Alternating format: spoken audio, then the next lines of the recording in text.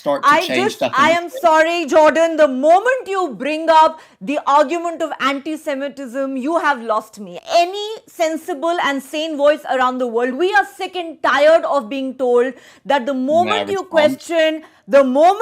question Israel's actions in Gaza, the moment you talk about the war crimes and the crimes against humanity that are happening, the moment you talk about Palestinians being butchered, you bring up anti-Semitism. No, I am sorry, I will not stand for it. To question everything and everyone that questions them. That is the problem. You know, even the United Nations has said, we find that the figures that have been put out by the Hamas-run health ministry are reliable, but Israel even says the United Nations is compromised. Okay, very quickly, Jordan, I will give you the last word since I'm out of time. Question will continue to be asked. You can disagree with whether this meets the definition of genocide. Frankly, that's not what this debate is about. At the end of the day, how should the international community hold Israel accountable? Because at the end of the day, thousands and thousands of lives have been lost. People are starving to death. Those who've not been killed by bullets have been killed by hunger and malnutrition. Surely this has to end somewhere. You're relying on statistics and allegations that have been shown where the standards have been literally altered in the process to damn Israel. And that, in the modern sense, is anti-Semitism. When agencies start to change definitions. I am sorry, Jordan. The moment you bring up the argument of anti-Semitism, you have lost me. And you've lost any sensible and sane voice around the world. We are sick and tired of being told that the moment you question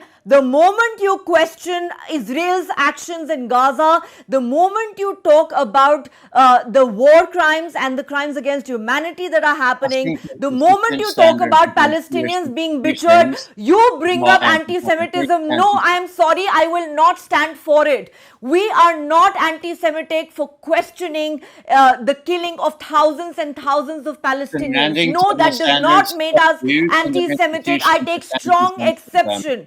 To that. We are not anti-Semitic for calling out Israel's actions in Gaza. It does not make us anti-Semitic. No, it does not. May I respond? First and foremost, in this recent war, Israel has taken unprecedented standards to secure human life, whether it be providing humanitarian and evacuation corridors, whether it be providing millions of warnings, whether through phone calls, whether through leaflets, whether through by other means, whether when it comes to Israel allowing more aid into the Gaza Strip during this war than it did beforehand. Israel has gone above and beyond when it comes in this current war, which is unfortunately very tragic, but which is unfortunately still at stake as hostages are still being held in very sensitive locations and have been refused to have been released.